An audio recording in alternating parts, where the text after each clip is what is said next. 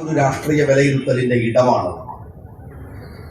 വയനാട് പാർലമെന്റും ചേലക്കര അസംബ്ലിയും വെച്ച് പരിശോധിച്ച് നോക്കിയാൽ ഈ പാലക്കാടിനുള്ളവർ നല്ല കടുപ്പത്തിൽ വോട്ട് ചെയ്യാൻ പറ്റുന്ന ഒരു ഇടമാണ്. രാജ്യത്തിന്റെ രണ്ട് ശത്രുക്കൾക്ക് നേരെ വോട്ട് വിനിയോഗിക്കാൻ കഴിയുന്ന അവസരമാണ് പാലക്കാട്ടിലെ സഹോദരന്മാർക്കുള്ളത് എന്നത് സന്തോഷം നിറയുന്ന ഒരു കാര്യമാണ്. നമ്മുടെ രാജ്യത്തിന്റെ സാമ്പത്തിക വ്യവസ്ഥയെ കുറിച്ച് നമുക്കറിയാം. ഇവിടെ പാലക്കാട് ഒരു പ്രവാസി കേന്ദ്രമല്ല, പാലക്കാടിൽ വലിയ പ്രവാസി സമൂഹമുള്ള ഒരു ഇടവുമല്ല. അതുകൊണ്ട് തന്നെ ഈ വ്യതിയാനത്തെ കുറിച്ച് അത്രമേൽ അറിഞ്ഞുകൊള്ളണമെന്നില്ല. നിങ്ങളിപ്പോ ഒരു ഡോളറിന്റെ വില നമുക്കറിയാം, പക്ഷെ റിയാലും ദിർഹമും ഒക്കെ എത്ര വലിയ വ്യത്യാസമാണ് ഇന്ത്യൻ റുപ്പിയയിൽ നിന്നുള്ളത്. ഞാൻ ഈ പ്രസംഗിക്കുന്നത് കോഴിക്കോടോ മലപ്പുറത്തോ പോയി പ്രസംഗിച്ചാൽ കേൾക്കുന്നവര് ചിലർക്ക് ഒരു പ്രയാസമുണ്ടാകും. കാരണം എന്തെന്ന് വെച്ചാൽ അവർക്ക് ഈ വ്യതിയാനം കുറച്ചുകൂടെ സുതാര്യമാണ്. കാരണം 1000 റിയാൽ ശമ്പളം കിട്ടുന്നവർ ഇന്ത്യയിലേക്ക് അയച്ചാൽ കിട്ടുന്നത് ഒരു 18,000 20,000 ഉറുപ്പികയായിരുന്നു നേരത്തെ. ഇന്നത് 22,000 മുതൽ 23,000 വരെ പോവുകയാണ്. പ്രവാസികൾക്ക് അതൊരു ചെറിയ ആശ്വാസമായിരിക്കാം. പക്ഷെ ഇന്ത്യൻ റുപ്പികയുടെ വില ഇടിയുന്നു എന്നത് ദൂരവ്യാപകമായ ഒരു പ്രത്യാഘാതമാണ്. സാമ്പത്തിക രംഗം മാത്രമല്ല, ഇന്ത്യയുടെ തൊഴിലിടങ്ങളാവട്ടെ, ഇന്ത്യയുടെ എഡ്യൂക്കേഷൻ ആവട്ടെ, സമഗ്രമായി ഇന്ത്യയുടെ ആരോഗ്യമാവട്ടെ, ഇത് ലോകത്തിൽ എവിടെ പോയി നോക്കിയാലും നമ്മുടെ കുട്ടികൾ വിശിഷ്യ കേരളത്തിൽ നിന്ന്, പ്രത്യേകിച്ച് ഇന്ത്യയിൽ നിന്ന്, ലോകത്തിലെ എല്ലാ മികച്ച യൂണിവേഴ്സിറ്റികളും തിരഞ്ഞവർ പോവുകയാണ്. കാരണം അവർക്ക് നല്ല എഡ്യൂക്കേഷൻ കിട്ടാൻ, വിദ്യാഭ്യാസം ലഭ്യമാകാൻ അവർക്ക് നല്ല ഇടം കേരളമല്ല.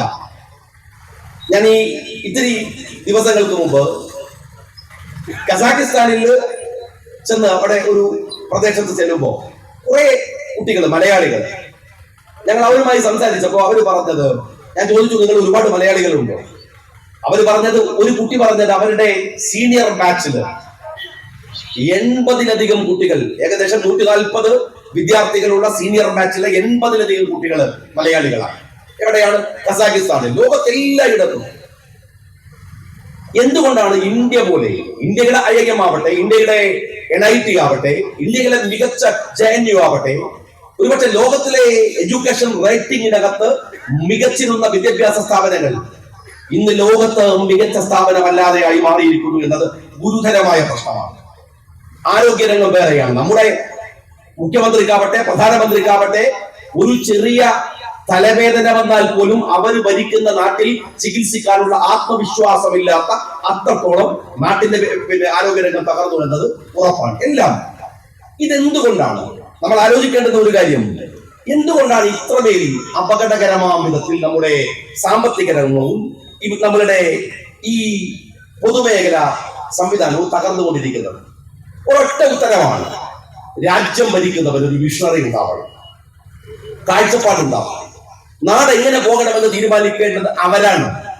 പ്രത്യേകിച്ച് ഏകാധിപതികളായിട്ടുള്ള പിണറായി വിജയനും നരേന്ദ്രമോദിക്കുമൊക്കെ അവർക്ക് കീഴിൽ വരുന്നവർ ആരാവണമെന്ന് പോലും തീരുമാനിക്കുന്നത് അവരാണ്. UDF ആണ് ഭരിക്കുന്നതെങ്കിൽ അങ്ങനെയല്ല. അതിന് ചില കാറ്റഗറി ഉണ്ട്, ചില പ്രത്യേകതകളുണ്ട്. അവർ പരസ്പരം വേറെ വേറെ നിൽക്കുന്ന ജനാധിപത്യ യൂണിറ്റുകളുണ്ട്. അത് കോൺഗ്രസിനകത്തുണ്ട്, UDF-നകത്തുണ്ട്.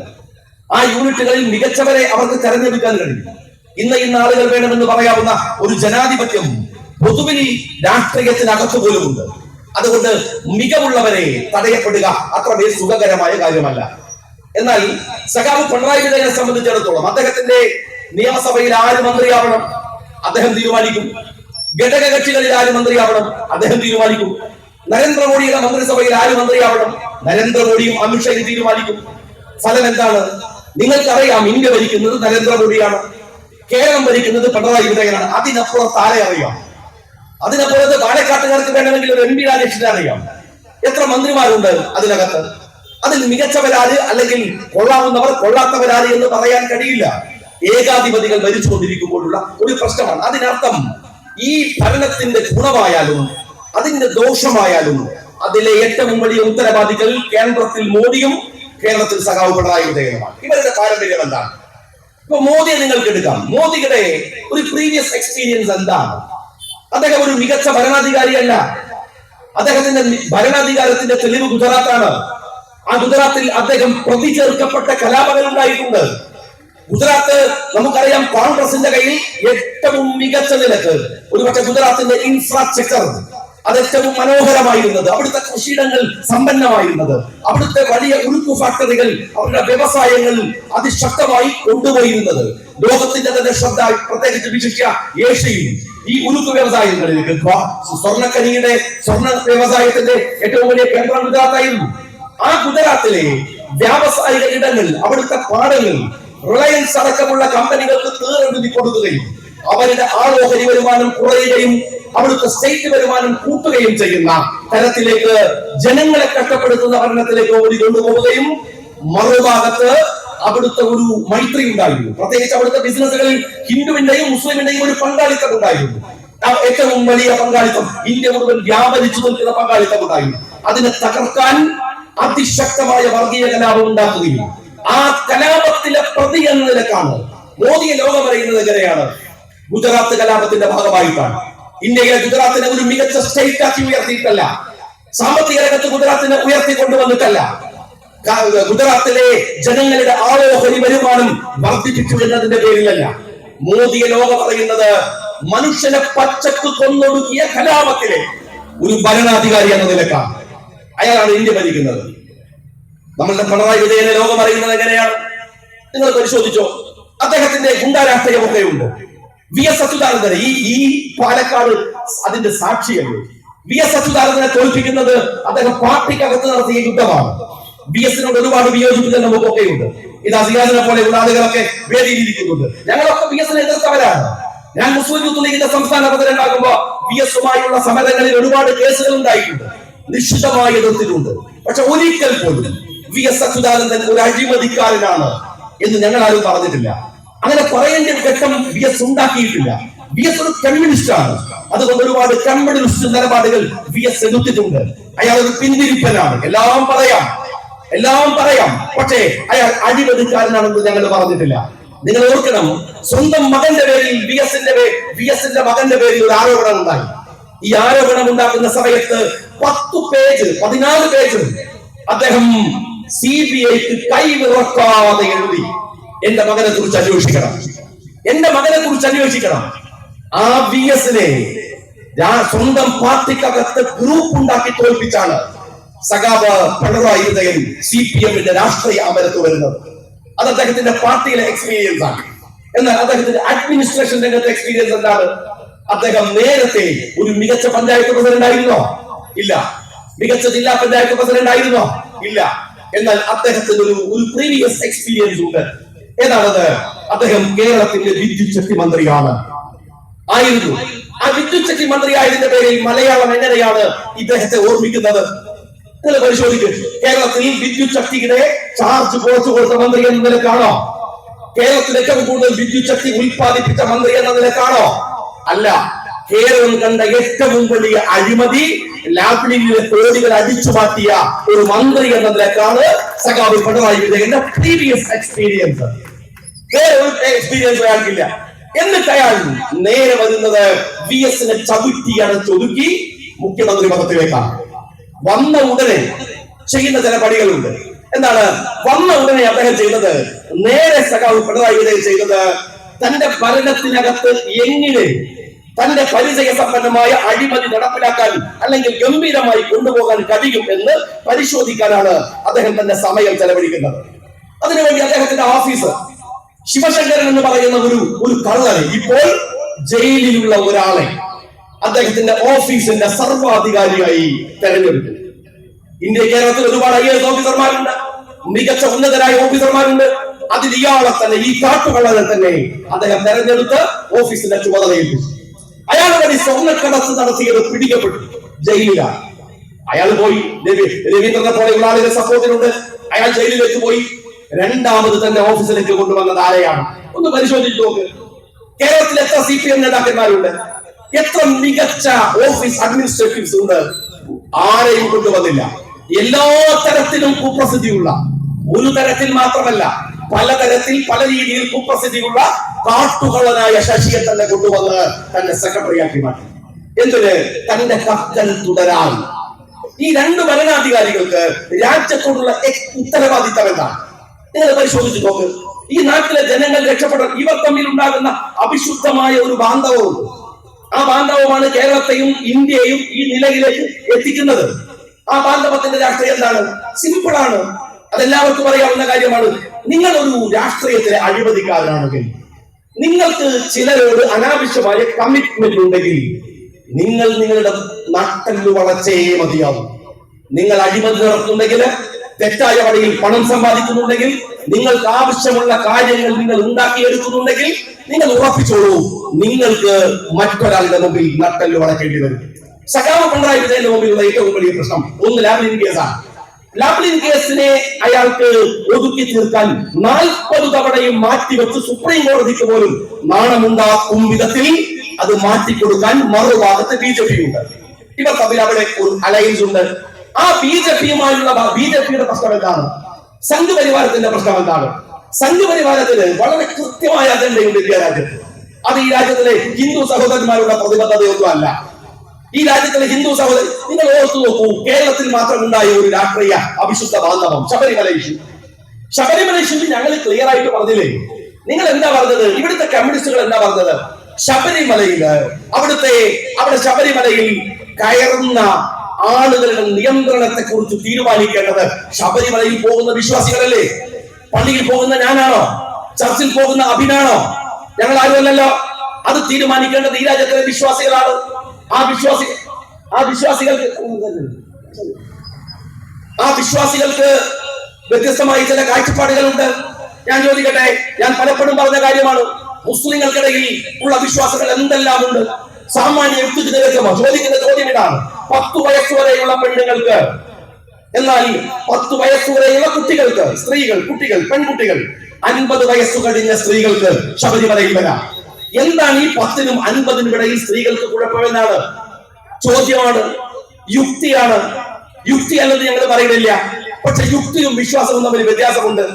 അതെല്ലാ മതത്തിനുള്ളിൽ ഞാൻ പറയാറുണ്ട്. മുസ്ലിം മത വിശ്വാസത്തിനകത്ത് അത്തരം യുക്തിപരമായ ചോദ്യങ്ങൾ നിങ്ങൾ ചോദിക്കാലോ. ഞങ്ങളെ സംബന്ധിച്ചിടത്തോളം പള്ളിയിൽ നിന്ന് ഇത്തിരി മുമ്പ് ഇശാ ബാങ്ക് നിങ്ങൾ കേട്ടു. നിങ്ങൾ എവിടെയെങ്കിലും ഇവിടുത്തെ പെണ്ണുങ്ങൾ ബാങ്ക് കൊടുക്കുന്നത് കേട്ടിട്ടുണ്ടോ? പെണ്ണുങ്ങൾ ബാങ്ക് കൊടുത്താൽ എന്താ പ്രശ്നം? നാട്ടുകാരെ കേൾക്കൂലേ? മൈക്ക് വർക്കാവൂലേ? ഒരു പക്ഷെ ആണുങ്ങൾ കൊടുക്കുന്നതിനേക്കാൾ സുന്ദരമായി കൊടുക്കാൻ പെണ്ണുങ്ങൾക്ക് അവരുടെ ശബ്ദത്തിന് ഒരു ഇമ്പം ഉണ്ടാവില്ലേ?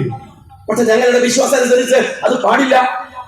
നിങ്ങൾ വന്ന് കുറച്ച് ആളുകൾ വന്നിട്ട് ഒരു മുസ്ലിം മതിലുണ്ടാക്കി ചോദിക്കാൻ എന്റെ പെണ്ണുങ്ങൾ ബാങ്ക് കൊടുത്താൽ നിങ്ങൾ എന്താ ചോദിക്കാൻ? അതുപോലെയല്ലേ ശബരിമലയിൽ നിങ്ങൾ ചോദിച്ചത്? ആ ശബരിമലയിലെ ഈ കൂട്ടിക്കൊടുപ്പ് രാഷ്ട്രീയത്തിൽ ഇവിടുത്തെ RSSകാരനും BJPയുടെ സംസ്ഥാന അധ്യക്ഷൻ സുരേന്ദ്രൻ അടക്കമുള്ള ആളുകൾ ഒരുമിച്ച് നിന്നില്ലേ?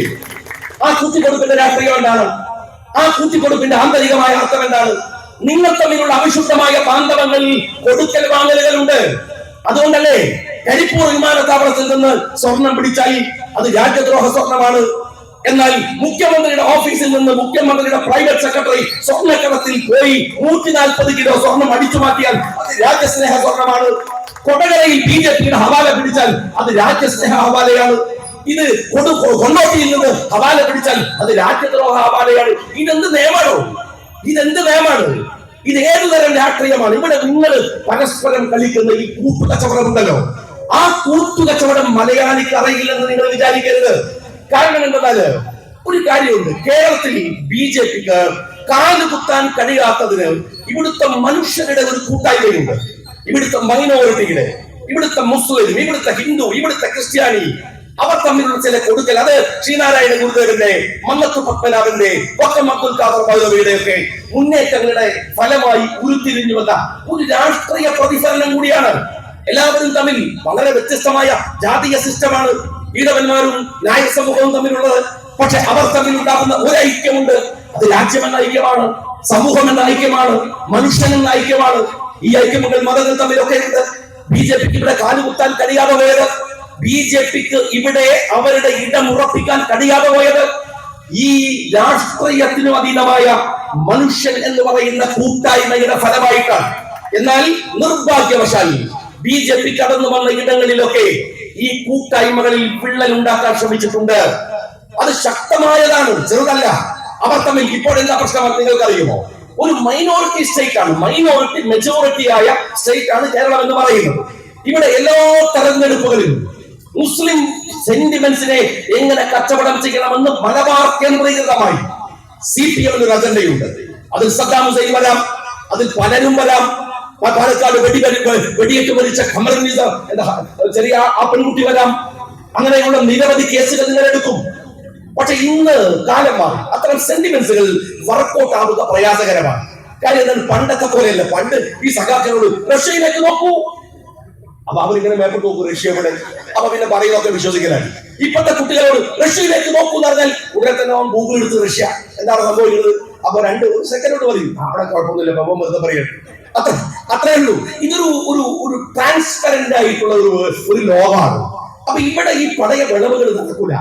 കാരണം നിങ്ങൾ ഓർത്തു നോക്കൂ, ഈ ഫലസ്തീൻ, ഈ പുതിയ ഇസ്രായേൽ ഫലസ്തീൻ ഇഷ്യൂവിനെ പോലും കച്ചവടം ചെയ്യാൻ ഇറങ്ങി പുറപ്പെട്ടു CPM തുടക്കത്തിൽ.